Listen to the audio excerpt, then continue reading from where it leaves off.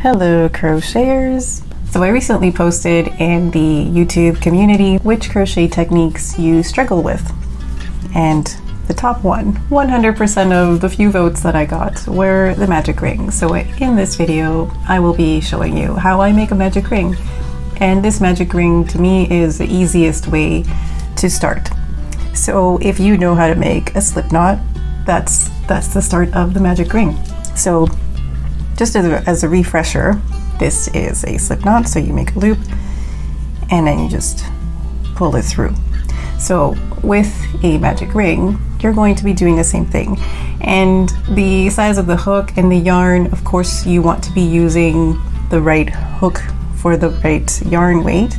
But in this example, it doesn't really matter, but in this example, I'm using worsted weight yarn and a 5.5 millimeter hook. So again, like I said, I'm going to start with a slip knot. And for a slip knot, you're going to make a loop so that the yarn tail is over the working yarn. And how you hold your yarn is also completely up to you. Sometimes I might weave the yarn through my fingers like this. Sometimes I might weave it through my pinky and then over my index finger. Or I might just wrap it on my finger like this. That is all up to you as well. So I'm going to make a loop as I'm going to make a slip knot.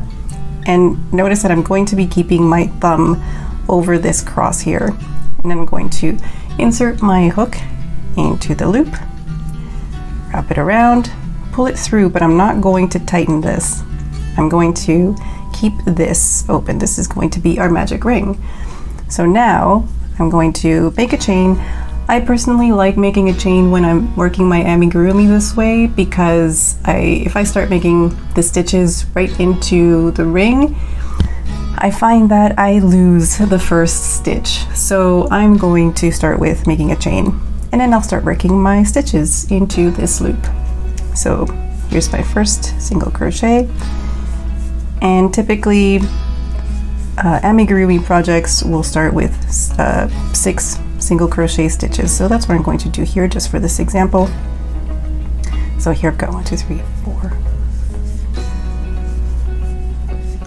So I've got my 6 stitches, and now I'm just going to pull this tail, and there's our first round in a magic ring. So let me do that again. So it's very easy to do, just as though you're going to make a slip knot. So again, I'll make a loop so the yarn tail is over the working yarn. Hold it in place with your thumb and finger. Insert the hook from the back to the front, wrap it around the yarn, pull it through, and I make a chain.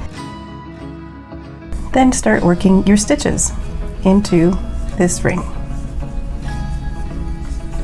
So again, I will just make 6 single crochet stitches, and this can work with other stitches as well, which I will show you in a second. So this is my single crochet 6, and then I can just pull it, and there we have it. So if, for example, you want to start a magic ring that has half double crochet or double crochet, similar to how you would start with those stitches where you have to start with a chain of 1 or a chain of 2 or 3, it'll be the same thing.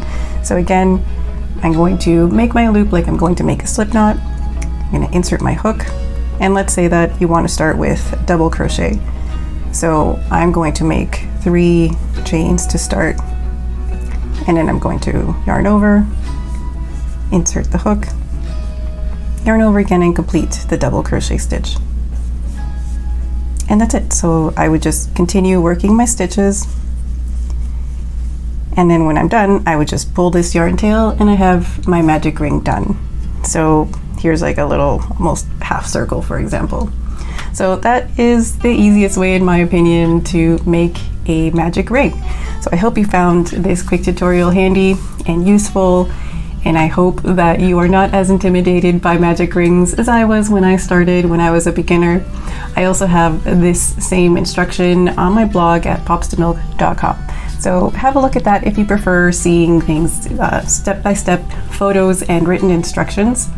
As always, I would love to know what you thought about this video, if you found it useful, and if you want to see more videos like this, definitely let me know. And if you have questions, just leave them in the comments. Thanks so much for watching, and I will see you in the next video.